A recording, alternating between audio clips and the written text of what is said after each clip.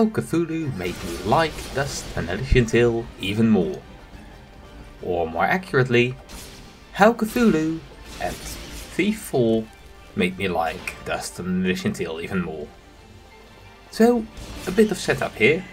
I was watching the extra credits video on why games do Cthulhu wrong, which basically comes down to you can't beat Cthulhu, you shouldn't be able to beat Cthulhu. All you should be able to do is hopefully not be important enough to be noticed by Cthulhu. And a game about Cthulhu should also have that. You shouldn't be able to do anything against him. You should feel completely powerless. Just, you can't comprehend his power. Your mind will be blown. And you need to have a feeling of, I have completely no control. And then what he said was, I need to give the player the feeling of having no control while not interfering with game flow. And I thought, maybe you actually do need to interfere with game flow for this. Because I thought back on, well, not quite how Thief 4 plays, because I haven't played it, but mostly how it has been described and how it looks like. Because it looks like when you, for instance, interact with the door, you are basically into a cutscene. You don't really move anything. It's not like Skyrim, you click on the door and the door opens. No, you click on the door, you get moved in front of the door, you see your hand move forward, you pull it down and open the door. And then you get back into control. And while that really doesn't work for something like Thief, I think it would really work for something like a game based on Cthulhu. Because then not only does the narrative say you have completely no control, you also have the gameplay say you have no control. You do something and the control gets taken away. I think that is close to perfect, really. So I tried to describe this in a comment. Well, I said that exactly that. That then not only does the narrative say you have no control, but even how the game plays says you have no control.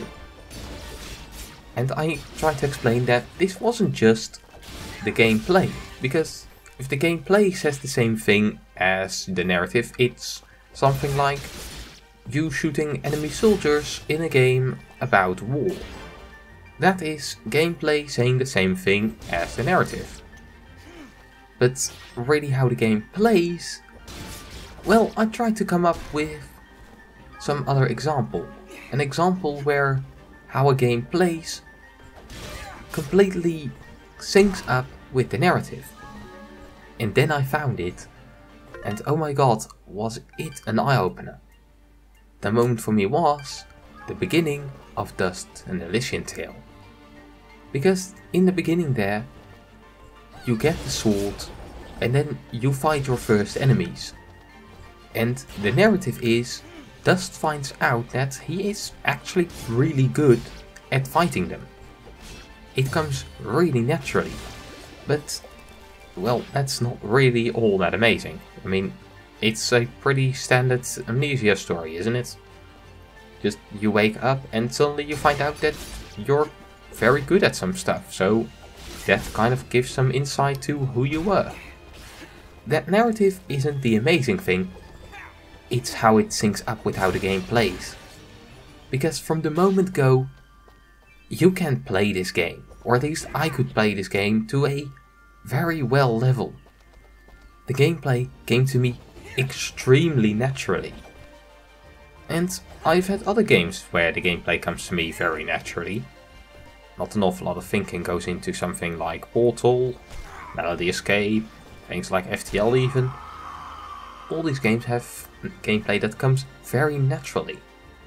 But it was amazing in Dust because it synced up perfectly with the narrative. It was kind of such a shock of, oh my god, this fits perfectly. It was narratively and how the game plays exactly the same story. And it was brilliant. And it's another reason why I really bloody love Dust and Elysian Tale. Because at this moment in time, I haven't uploaded a lot of videos, so I haven't really shared my view on the game in that. But yeah, this game is great, and this is just another reason why this game is so bloody awesome. So yeah, that's how Cthulhu made me love Dust and Elysian Tale even more. This has been Phoenix, saying farewell.